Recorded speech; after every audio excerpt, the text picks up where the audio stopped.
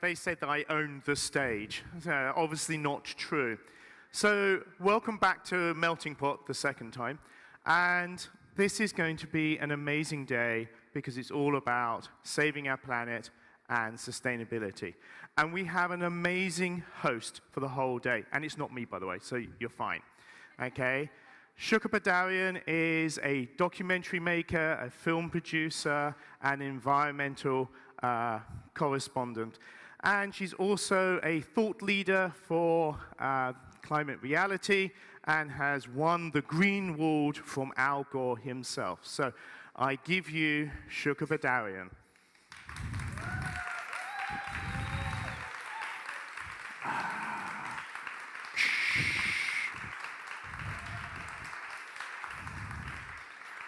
Hello everyone, welcome and thank you so much for being here. I'm so thrilled to have you all join us in this amazing journey towards sustainability today.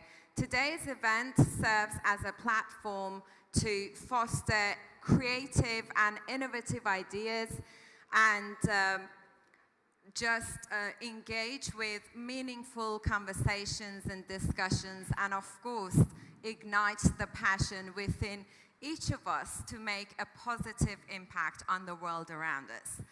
So I'd like to kick off today's event with a short presentation on science and solutions to climate change. And since it's a joint presentation, I will have to introduce you, Mark, to everyone. Mark Maslin, he is a professor of climatology at the University College London, and he will be doing the presentation with me. Shall we start? Let's go for it. I do apologize. You will do you want also to move the mic slightly further away? That's it. You will hear my breathing as well. Yeah, you don't want that. I'm sorry, the only people allowed to hear your deep breathing is me.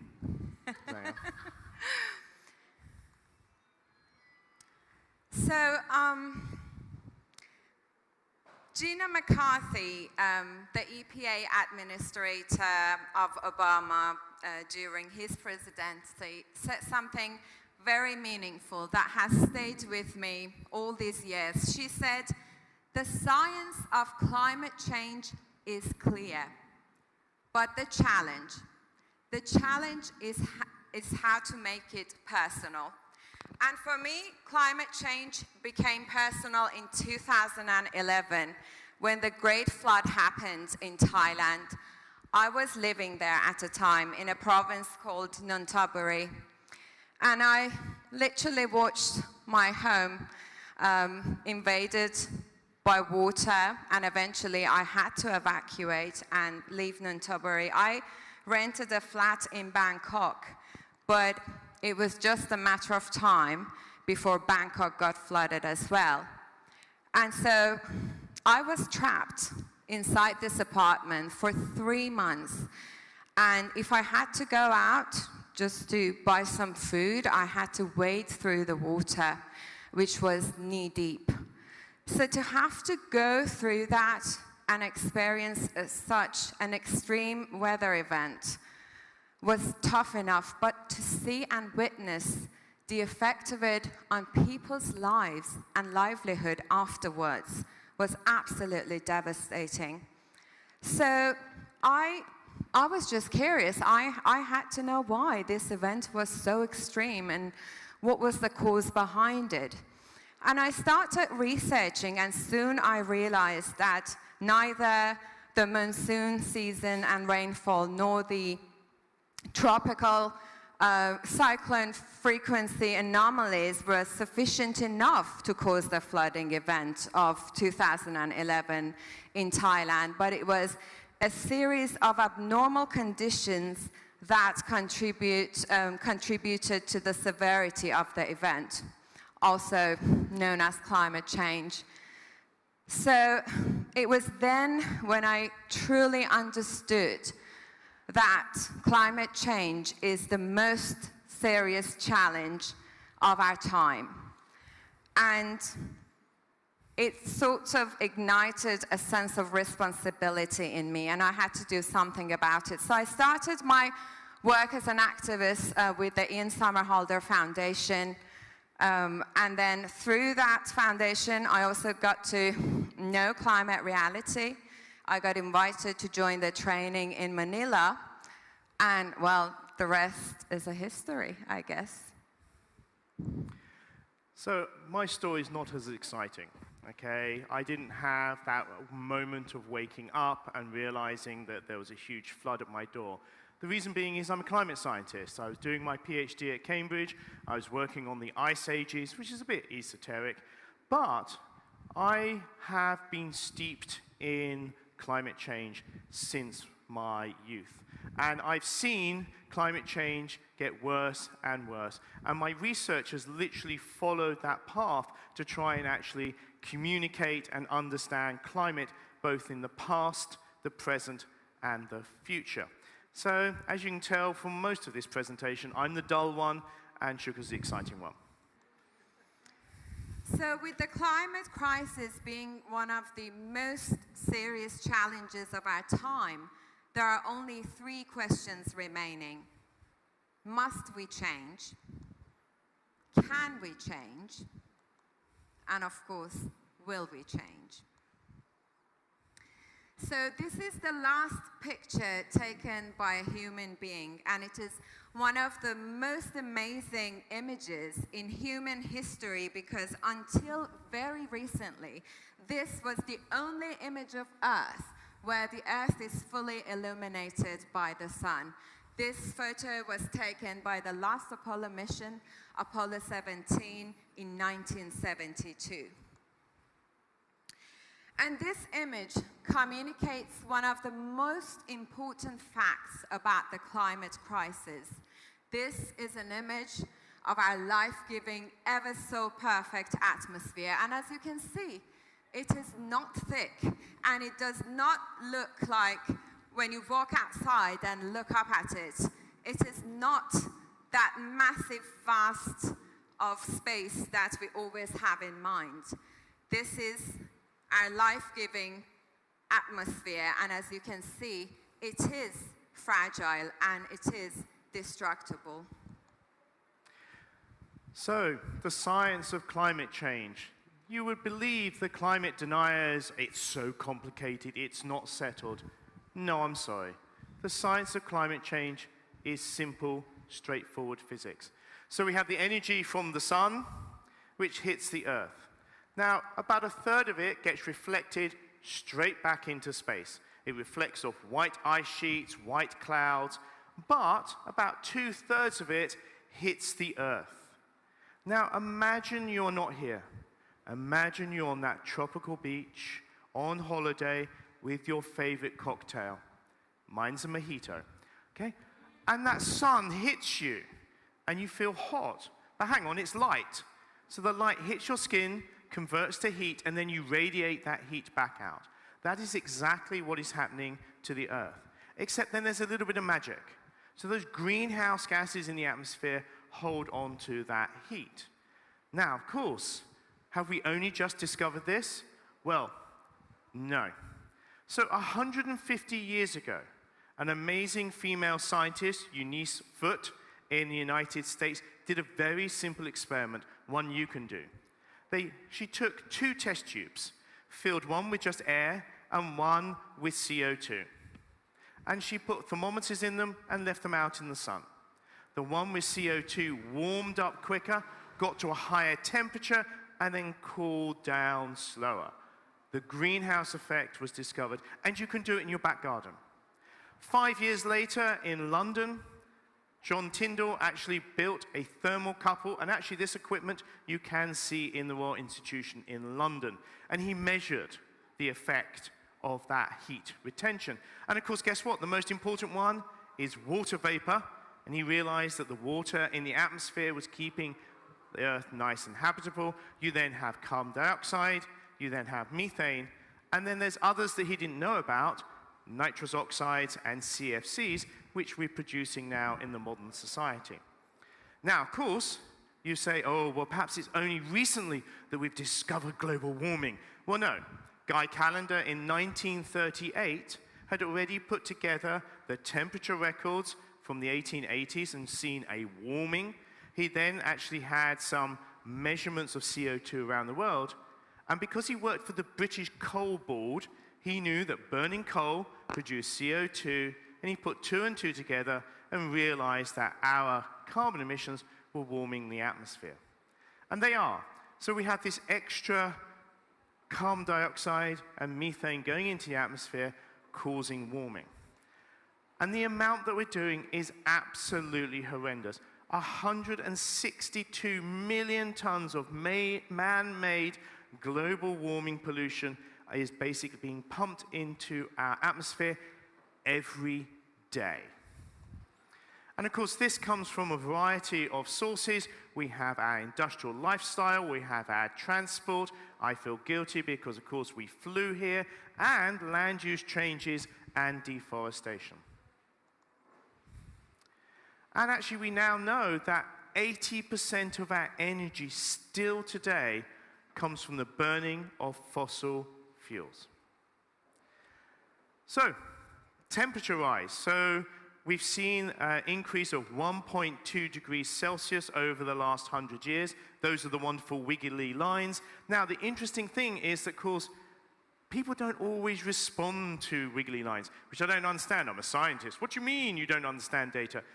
But a genius at Reading University, Ed Hawkins, produced the warming stripes. He said, well, hang on, let's just convert it to colors and make it beautiful. And so the warming stripes are underneath there, and I'll come back to that.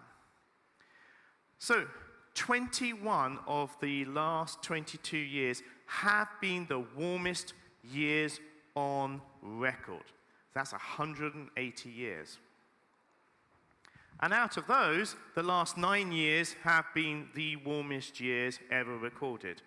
2020 is technically the warmest year on record, but last year, 28 countries around the world recorded the highest temperatures for that year ever. And this is the warming stripes for the Czech Republic.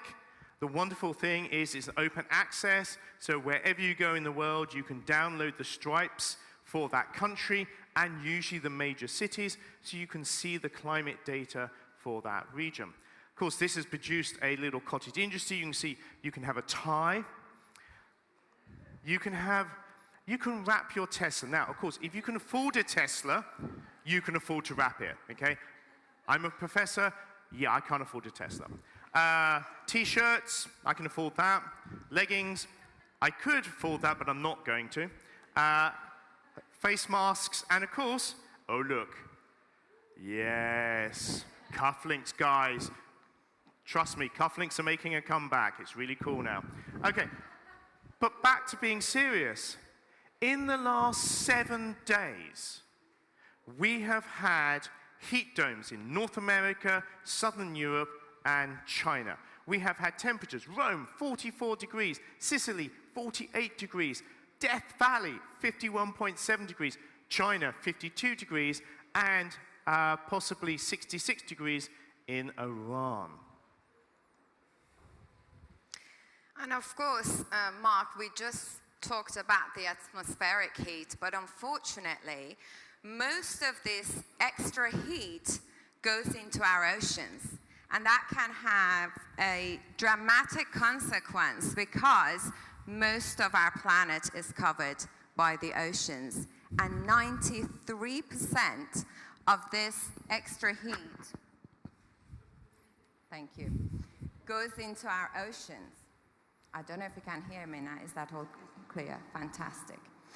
And the warming of the oceans includes the disruption of water cycle, which starts with the evaporation of water vapor off the oceans into the atmosphere, and more moisture in the atmosphere, therefore larger and bigger downpours, as you can see. And of course, the same extra heat that causes the evaporation of water vapor off the oceans into the atmosphere also, at the same time, takes the moisture out of the land. And that is why my slide is not playing. Can we play the... Thank you.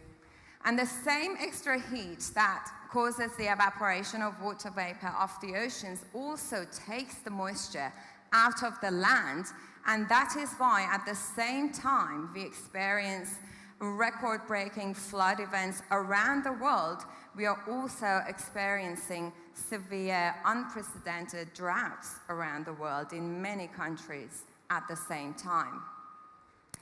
And of course, these higher temperatures also increase the number of wildfires that we are now seeing around the world, and that is because when the vegetation is dry along with the land, it becomes more vulnerable to fires. And we can see that the number of climate-related extreme weather events are now going up worldwide. And in the last 10 years alone, this extreme weather events and catastrophes has cost the global economy $2.5 trillion. And of course, this is a photo taken in 1935 of a glacier in Greenland, and then again in 2013. And you can see in less than a century, we have lost all the ice. And now NASA, of course, has measured the decline in the mass of ice in both Greenland and the Antarctica. And we know that the melting of the glaciers and the ice means the increase of sea level rise. So what you see here happening in Florida, it's called sunny day flooding. The flooding is not due to torrential rain, but simply high tides. And this is only going to get worse with the melting of the ice caps and the glaciers, and of course, the rising of the sea levels. And the warming climate and this extra soil moisture are now contributing to the spread of so many tropical diseases that have never been a problem in the past. We know that the struggle between us humans and the microbes has been going on since the beginning. And we know what works in our favor is longer and cooler winters. Thank you, Shooka. So if we summarize that, current climate change at just 1.2 degrees warming. We're having extreme weather events reported in the news every single day. We've had sea level that's risen by 24 centimeters already, causing coastal flooding. We are having spread of tropical diseases. So that's just now. And the thing is, us scientists, we have been trying to warn everybody for the last 30 years about what the coming storm is going to be like. But people quite rightly go, well, how can you tell the future? Because, yeah, trust me, you can't tell which of your football teams are going to win. You know, it's sort of like difficult to predict. And also it's difficult to predict whether your stars of sort of like music are going to turn up at your festival. So how can you actually predict the future? So, of course, as a scientist, I would like to take multiple worlds, double CO2, half CO2, torture them, but we only have one pristine planet, and we're already doing a very big, dangerous experiment on. So what we do is we have supercomputers, and we have about 40 teams around the world of the greatest minds in the world. Many of them are very Sheldon-like, I just warn you, okay? And of course, what you have is a network around the world of points. You then have layers in the ocean, in the land, we have clouds, we have the chemistry, and trust me, the physics is actually really straightforward and incredibly well known. And as you can see on the right-hand side, the resolution of those models has increased. So back in 1990 with the first models, you can see that we only had 500 kilometer resolution. We get down to 2001, we're down to about 200 kilometers. Oh, and by the way, in those days, Britain really was connected to Europe, you know, this is pre-Brexit. But now, of course, with much higher resolution, and I'll do this because of extreme increase in computer power, we have much greater resolution. But guess what? The science tells us the same story since 1991. It's very simple. You put greenhouse gases in the atmosphere warms up, the land warms up, you have changes in weather patterns and sea level rise. So what does the future look like? And the biggest problem is not the science, it's you lot. And by you, I don't mean you, I mean the 8 billion of us. How are we going to live? How are we going to emit carbon? So the big red one at the top was something that I was talking about 10 years ago, saying, we don't have any climate policies, we're looking at 4 to 5 degrees warming, and that is incredibly scary. The world has moved on. If we take the current policies around the world, and they are all applied properly and efficiently, we're looking at about 3.1 to 3.7. That's still very scary. At the COP meeting in Glasgow, countries were asked to pledge. They made promises about what they were going to do in the future. If they keep all of those, we're down to 2.4, 2.8 degrees. That's still way too warm. And then there is the 2-degree pathway and the 1.5-degree pathway, which are political pathways, because the politicians said, as scientists, could you tell us how we get there? Because we've sort of promised the world we will. And so those are the other pathways. But the future isn't written. And of course, Mark, it is not just the climate change that we are all worried about. It's also the loss of biodiversity. We are now in the midst of what the biologists call the 6th great extinction. We are in danger in this century, and we are losing more than half of all the species on Earth. And we really must ask ourselves the question, do we not have the moral responsibility to stop such a catastrophe affecting the life of which we are a part?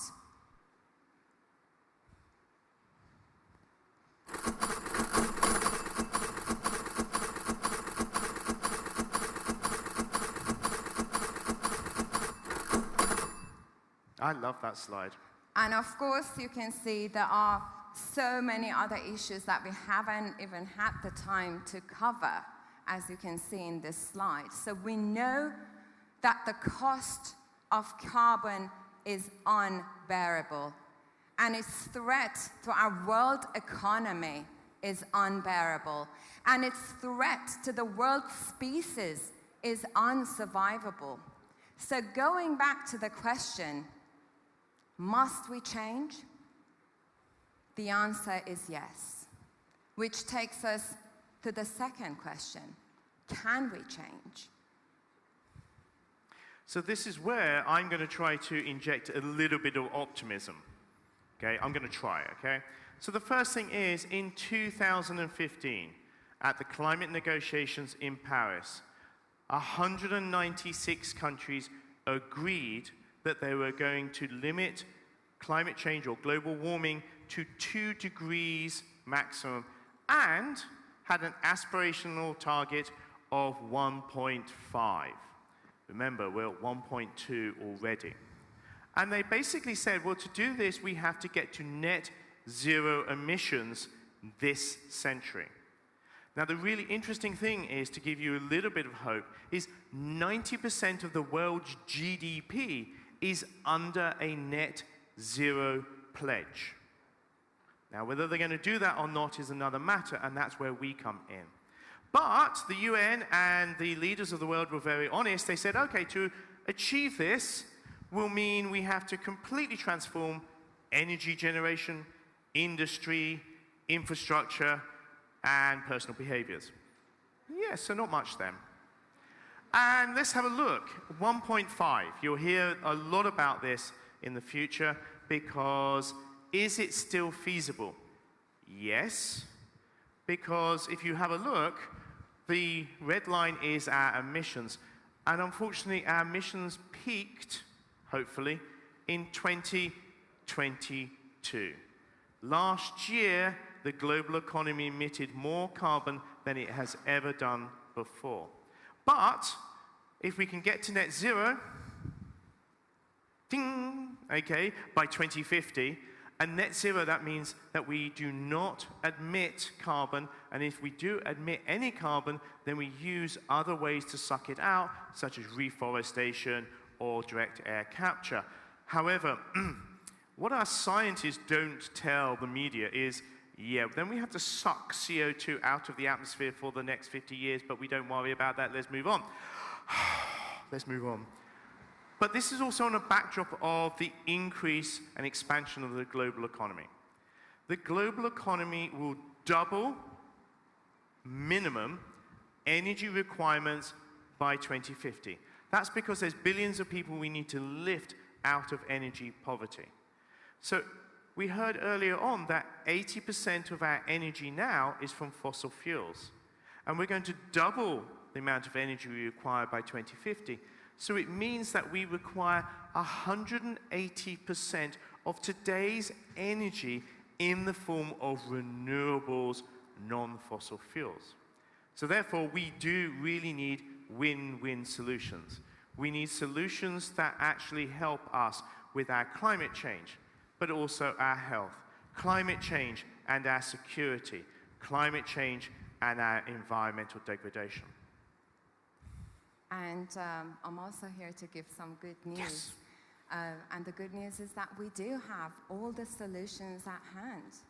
So look at this.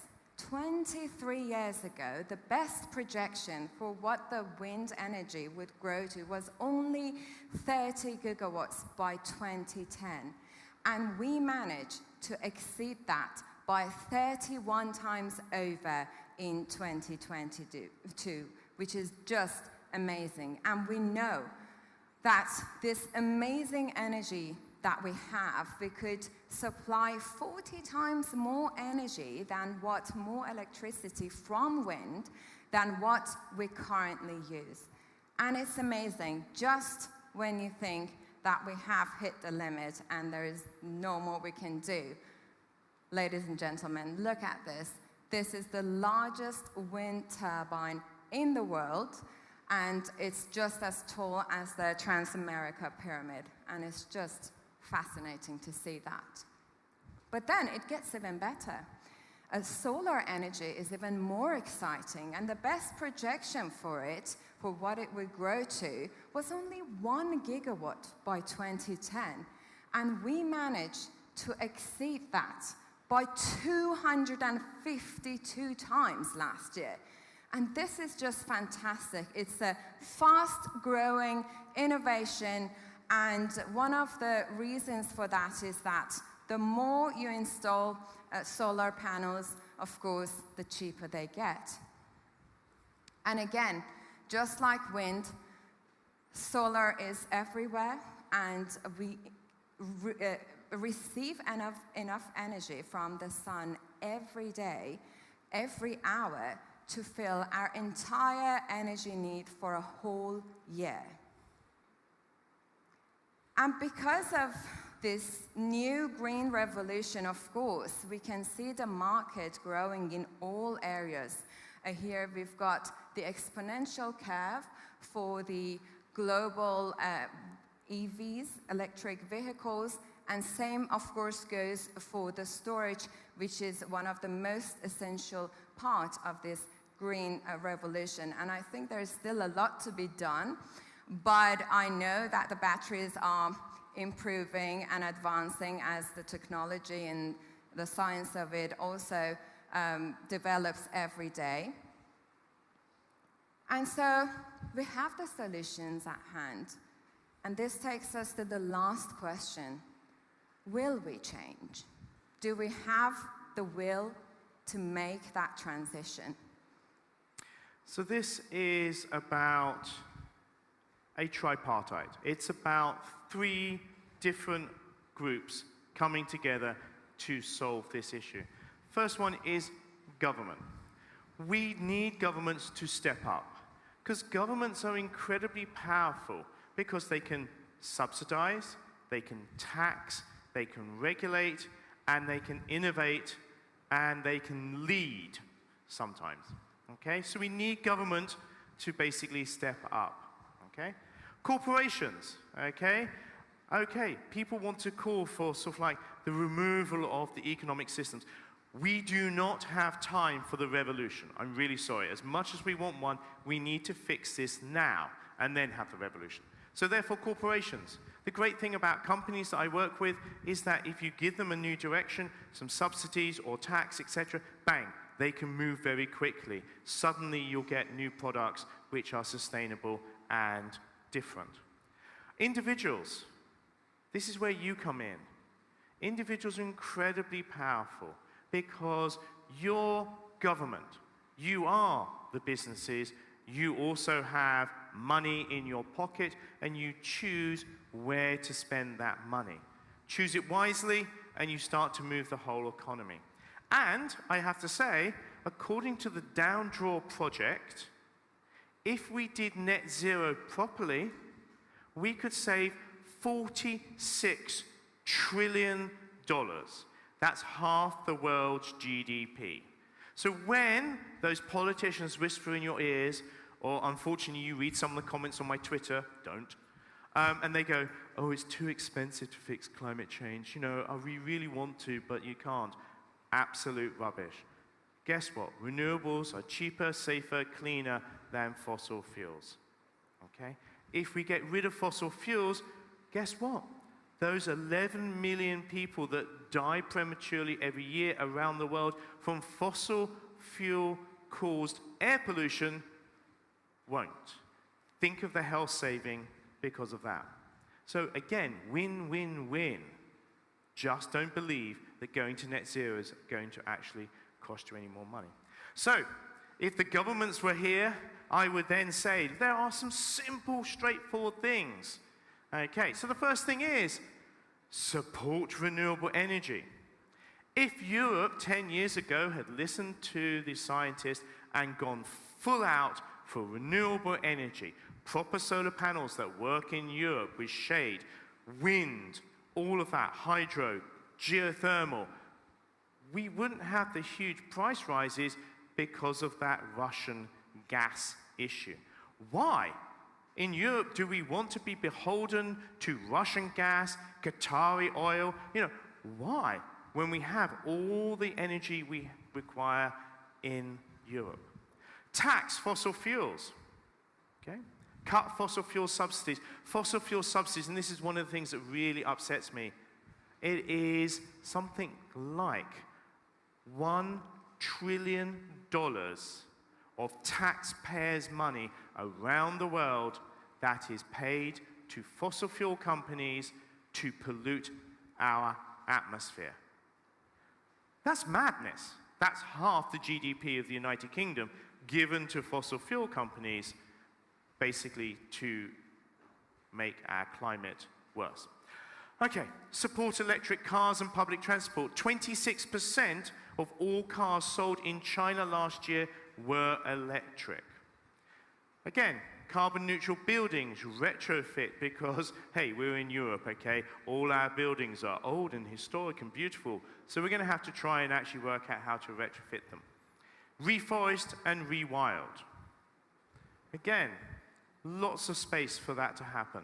Promote low-emission farming and diet, I'll come back to diet, and support the expansion of the emission trading scheme, which we have in Europe, which has been keeping our emissions down and pushing them further.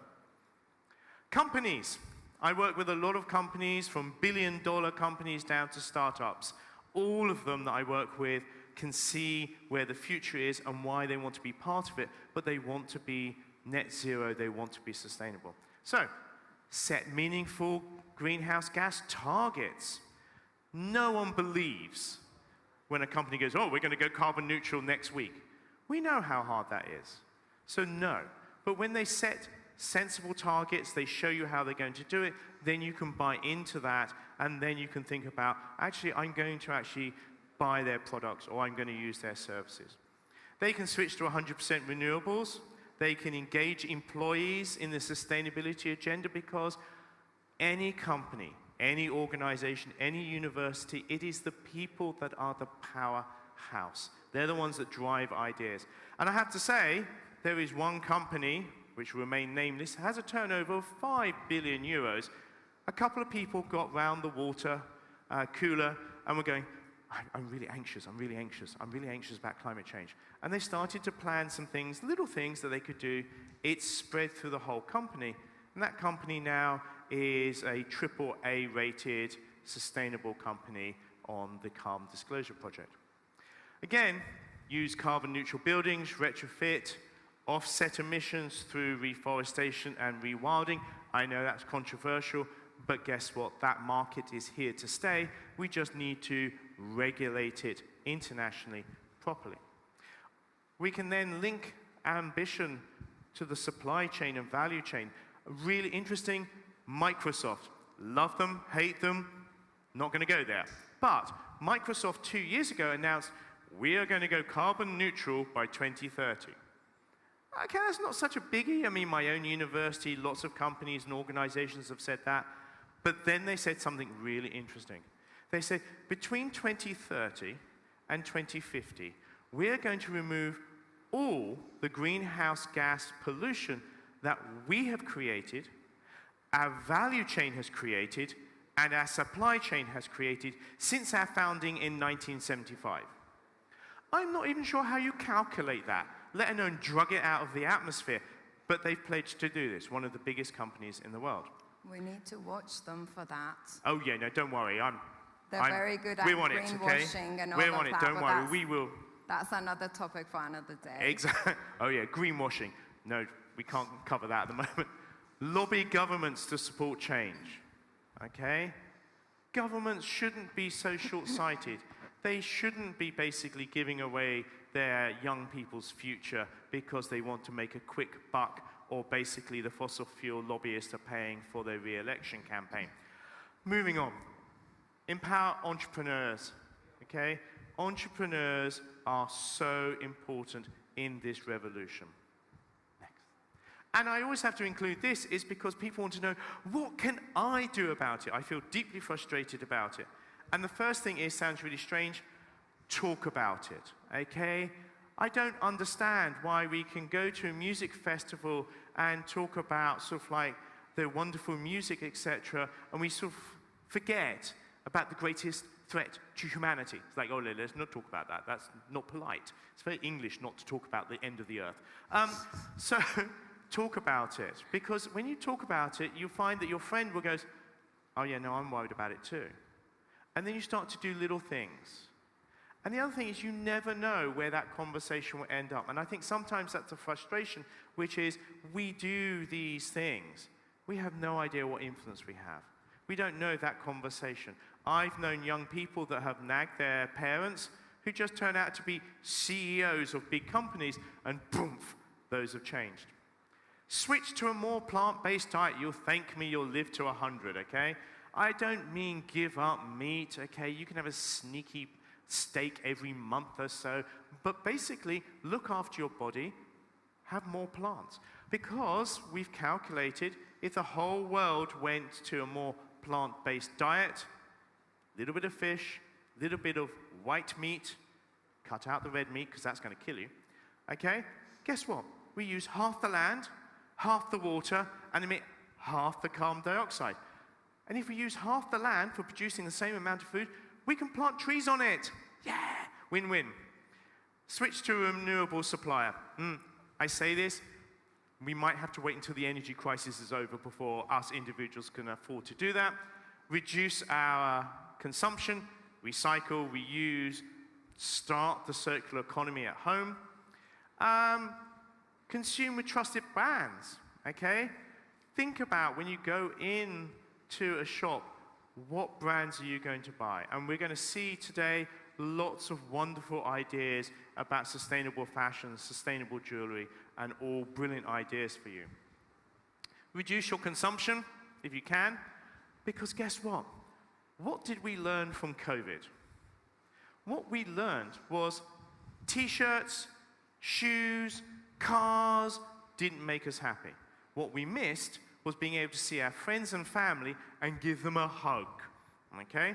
And go out and be social. That's what it is to be human. It is not how many t-shirts and designer trainers you have. So, walk, cycle as much as possible, use an electric or hybrid car, fly less, and this is a big one for, you know, those really rich people that have private jets that don't work. Okay, so divest your pension or investments from fossil fuel and invest in the green economy. And of course, vote. Use that power. I speak, and so does Shooka, to many organizations and groups of people that don't have that luxury of being in a democracy. Use that vote to actually empower yourself and empower your country. And protest, okay? Go out, shout, scream, okay? Join the young people sticking themselves to motorways, okay? Why not? We only have one planet, you only have one life. Although if you're in the UK, you need to be a little bit careful at the moment. Yes, well, we have a strange, interesting government who now says that if you think about protesting, they might be able to arrest you and put you in prison. Deep thought. Right, but it's also important that we recognize that it is us, the richest in the global society. So this is a wonderful sort of calculation by Oxfam. This is about lifestyle emissions, okay? And what it is that basically the richest 10% in global society, so that's in China, India, or, of course, in Czech Republic. And that's actually most of you. That's how poor the rest of the world is. We emit 50% of the carbon emissions. So climate change could be really easy to fix in the short term if we just deal with the richest 10% in the world and get us to change our lifestyle. And I think I'm going to touch on the power of individuals again, because we really might not realize it, and we might not have any idea of how powerful each and every one of us are. Not because I work for the Climate Reality Project, I'm going to mention this amazing organization. The Climate Reality Project was founded by the former US Vice President Al Gore in 2006. And ever since, Mr. Gore has trained thousands of climate reality leaders around the world. We have 10 branches in different parts of the world. And it's amazing to see how all these climate reality leaders helped and made amazing progress. For instance, one of our latest achievements is the major roles that the climate reality leaders played in the shaping of the legislation, both in Australia and in the US. And we are still going, so don't ever underestimate the power that you have. And they're always looking for new recruits to be mentors and leaders. She paid me to say that. Now, the interesting thing is, I love this cartoon. This is by Joel Pett. He made this cartoon before the Copenhagen Climate Conference, the Great Hope of 2009, that went all horribly wrong. But it sums up the actual debate that we're having. Because there is a person there saying, look, we can have energy security and independence. We can have preserved rainforests. We can have sustainability. We can have livable cities, green jobs, clean water, clean air, healthy children. And there's always somebody at the back of the room, or, as it turns out, on Twitter, who's basically going, yeah, but what happens if we've made a better world and it's all a hoax? Okay? There are paid lobbyists, there are paid bots out there who are trying to persuade you that climate change, it's exaggerated, etc. It isn't. It's here and now. And actually, if we do all the things that we can to actually deal with it, we should be doing those anyway because it makes our lives better, and it deals with climate change. So my question always to politicians is, why aren't you doing this anyway? It all comes down to the oil giants, I guess, and the lobbying. But then again, one last time, I'd like to say that it is very important that all of us use our voice, use our vote, and use our choices, and speak truth to power, because our world is really, really depending on our action. And yeah, I guess that is it. I'm going to leave it at that. Thank you very much.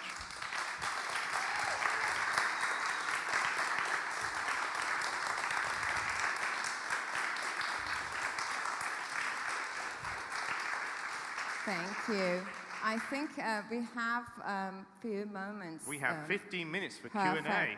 For all those difficult Q&A, questions. so just feel free to ask any questions or even share your thoughts on the topics discussed. Anything? Anyone? Oh, yeah, one in fantastic. the middle there. But you The have a microphone is coming, which probably is better than ours. Yeah, thank you very much. My question is about what's your opinion about overpopulation? Yeah, because you talked about carbon, and when I was to India, I was totally shocked how many people, and they have nothing to do. So what's your opinion about overpopulation? Do you talk about it? Is it a problem or something to solve? So the question is, what about population? And I think this is important to realize. That graph that Oxfam did of showing that it's the richest 10% of the world is really important, because we can support 8 billion people. We have enough food. If you think about it, the FAO says we actually produce enough food for about 10 billion people, but there's only 8 billion people on the planet, and 825 million of them go to bed feeling hungry every night. So what we have is a global society that doesn't share things out fairly. And actually climate change and our huge consumption is about the very richest. And I think that's really important. So yes, we can support a much larger population if we did it with plant-based diets, if we actually shared wealth out, and we didn't have this huge consumption in the richest countries. And so, again, when you look at a country like India, and I remember the Prime Minister, I think it was the Prime Minister who said, if the world had the same carbon consumption as an average Indian, we wouldn't be worried about climate change. So you have to be very careful with that, and it's a rhetoric, and I've seen it. Trust me, the right-wing papers in the UK are awful, where they go, oh, it's all those poor people. It's all those poor people. I want to drive my 4x4, and therefore those poor people should stop having babies. Okay? It's not that. It is about lack of sharing of resources and wealth. It is about trying to lift those people out of extreme poverty at the same time as the very richest billion people in the world stop using the earth up and actually share. And same goes for China as well, and I think I should have included that slide, because when you see that the amount of carbon dioxide generated and produced, the carbon footprint of one Chinese citizen, and compare it to one American citizen or one British citizen, the number is huge. It is shocking. So yes, I mean, I am not really for the population of humans, to be honest. But these are the facts that we have, so we know where we need to be careful, and we know who needs to basically change the way they consume and produce. And can I say one thing about the human population? All the estimates suggest that it will peak just below 10 billion by 2050, and then it will slowly decline. And the really interesting thing is that we are the only species in evolutionary history to control our own population. And we have one major control on that: female education up to secondary school level or above. So we have a species where one half, if they are educated, control fertility and make sure that the planet doesn't have too many people. And I'm saying this as a man. Next question. Thank you very much. Thank you very much for this amazing presentation. I have a slightly more personal question. How, knowing all those things and dedicating your life to actually spreading wisdom about, how it actually is, how do you fight the grief which is inevitably connected to it? How do you actually deal with the frustration with politicians? Because I think this is something that sometimes, knowing the facts, it's very difficult to accept that some people are so stubborn in refusing it. So what are your personal tips? Thank you. I'm going to start as an activist, as a climate activist. And I'm going to say that this is exactly what the politicians want, for us to give up. And that's something we cannot do. Of course, there are times that we are both very disappointed, maybe a little bit pessimistic, because unfortunately, when the papers come out, they write it, I read it and report on it. And sometimes it really scares me, because I see where we're heading.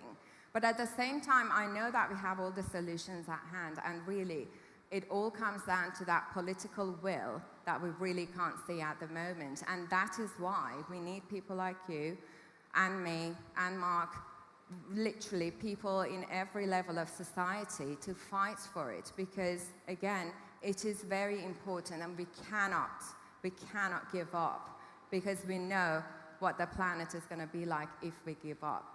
And it is frustrating, but again, I think over the years you learn and you try to find like-minded people, and that's when you realize that you are not alone in this. There are so many more concerned people around the world with the same mindset who want the same things. So that's always, for me, is inspiring. Like you lots now sitting here listening, it's just amazing, and this is what inspires me. So it means that you care and you do want to do something about it. For me, it's actually looking at the next generation, because I've been inspired by them, because the young people think differently, okay? Now, this is very strange. I study human evolution as well, and I can tell you that 90% of the brain's connections are formed during childhood, okay? So what we actually have as an environment when we're growing up is really important. So this is why you have babies now crawling to the TV and pushing the TV going, hang on, why is this TV not a touch screen? Because they think differently. And they know, and I'm going to do this again, they have this. This connects them with almost every single person in the world. They understand how small the world is. They also understand how fragile it is, and they also understand how bad politics is at this moment in time, because they have different influences, they have different ways. You think, and I love the politicians because they think they're talking to the youth. They have no idea how to get to them, okay, because they have completely different information tracks, okay, which is fantastic. But they also get inspired by those protests. Because yes, they're youth-led, but I've seen a 90-year-old woman stick herself to a tube train because she wants a better world for her grandchildren. So as long as that still happens, there is always going to be resistance against the normality of fossil fuels. And I think here we should also mention what Greta says. We are fighting for the 1.5 degrees, but if that's not going to happen, then we're going to fight for 1.6 and 1.7, and we are not going to stop the fight. We and you will never, ever give up. Next question. Right. I'm right over here. Stage right? Oop. Oh, sorry. That's okay. You both touched on parts of my question, which was, I'm a big fan of generational change. My generation compared to my parents' generation back in the States, my mother's, black, white, separate Mississippi girl. That's a big change. Yep. My fear is addressing the young generation here in the West. That's all well and good. It's going to be a little difficult to convince some of them they're going to have to live with a little bit less when everybody wants a little bit more. Who's fighting this fight in India, in China, educating that generation which is getting its first taste of a more Western style of life, with travel, with cars, with luxury, with consumer goods. Who's there saying to them, we're going to have to tap the brakes on you a little bit? Well, the interesting thing is those youth in those countries are more worried about climate change than people in Western countries. So there was this brilliant study by The Lancet where they went round and they surveyed young people. I can't remember how many countries it was. KK, you will remember. I can't remember how many countries. But it came back that you had something like 80% of young people in Indonesia who were deeply concerned about climate change. And all of the youth across the whole world blamed their politicians for not doing enough. So I think sometimes we don't realize that they have access to knowledge. They have phones. They have that knowledge. And it doesn't matter if there isn't sort of like political leaders. They're hearing that from people like us. They're hearing it from other great leaders that they have and influencers. So please don't worry. They are very, very aware, and probably more aware because they are very, very vulnerable. And not just that, but it's the fact that they unfortunately, like myself, experience these extreme weather events firsthand. Again, this comes from experience and the colleagues that I work with in India, Bangladesh, in the Philippines. They live with this kind of crisis all the time, and actually most of the time you have the community-led movements and local solutions that are actually the key to solving the problem. Another thing that we always talk about in sustainability, which needs to be acknowledged, is that local knowledge that we need and getting all the community members to help move this forward. Something else that we need to work on. But yeah, I think it's because they are very much aware of it, just because they live it, they experience it, unfortunately, on a daily basis. Where was the next hand?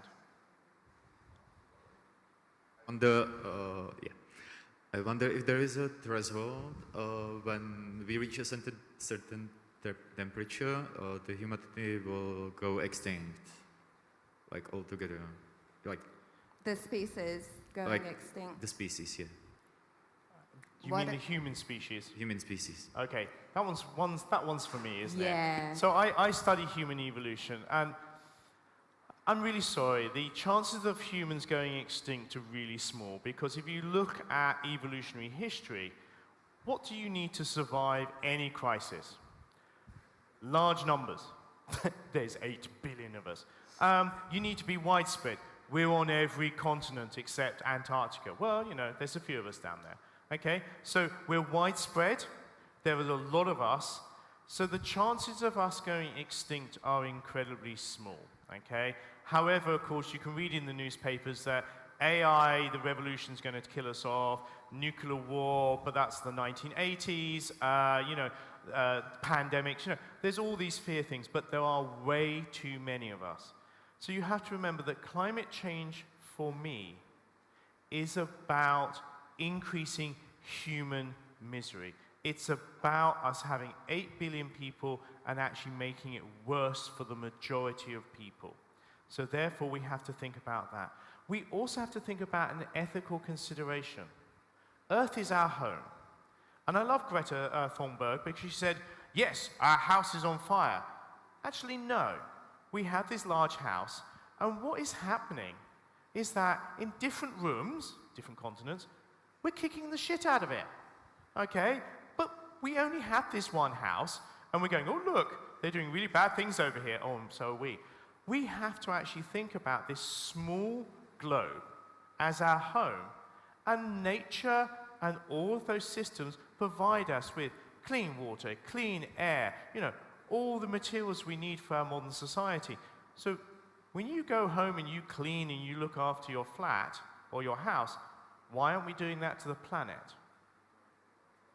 And I think, yeah, so human species will never go extinct, but what we need to also always acknowledge and remember is that in case of climate crisis or any environmental issues, unfortunately, it's always the least privileged and the poorest in a community, in a society, that get affected the most by the impact of it. And when you look at the countries, again, it's the poorest countries, it's the global south who are getting affected by what's been pumped up into the atmosphere during the Industrial Revolution by the West, which is again another topic to talk about. Oh, yes. But yeah, so it is again, it comes down to that ethics and that sensation of being human and care for one another, I guess. And for me, when we look at each of the major revolutions in human society, the agricultural revolution, the expansion of Europeans around the world and colonization, you look at the Industrial Revolution, you look at the great acceleration after the Second World War, all of those affected the poorest, indigenous people, vulnerable peoples the most. The next revolution, which we're already in the middle of, we have to do history differently. We have to make sure that those people are supported, looked after, and are taken on that journey with us and aren't the ones that suffer yet again. I think we can take only one more question and we're out of time. This is going to be a killer question, I can tell. Hello, thank you for your presentation. I would like to ask you if you think that today the pressure is really on individuals more than on the big companies or big industries like oil industry or textile industry. Thank you. Great question. Great you question. can start. I'm going to say that no, I understand that it's the companies who try to make us feel guilty as consumers.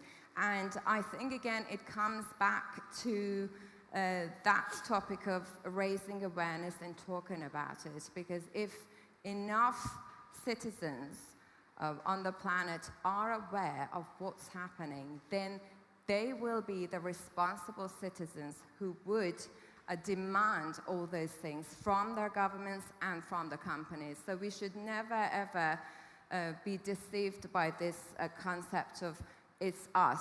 We are the ones consuming plastic. We are the ones doing it. No, it's the big companies and they are responsible. But we are the ones who need to put pressure on them, put pressure on the world leaders and demand what we want. And for that, we need to be aware and we need to be responsible citizens.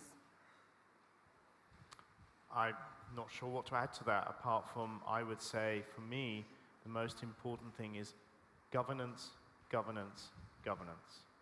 So if you have good government, whether it's local, regional, national, international levels, you have fair laws, you have fair approaches, you have regulations and subsidies that drive companies to do the right thing, you then support citizens in what they would like to do. So for example, if all energy in the Czech Republic was renewable, you don't have to feel guilty. You just plug it in and go, ha, my country's great, okay? Again, you don't have to go, oh, do I choose? The government's made me really stressed, okay? So again, it's coming back to that. We deserve better politicians. You deserve better politicians. And actually, I'm looking at the young people there. You should be our better politicians. Thank you. Thank you.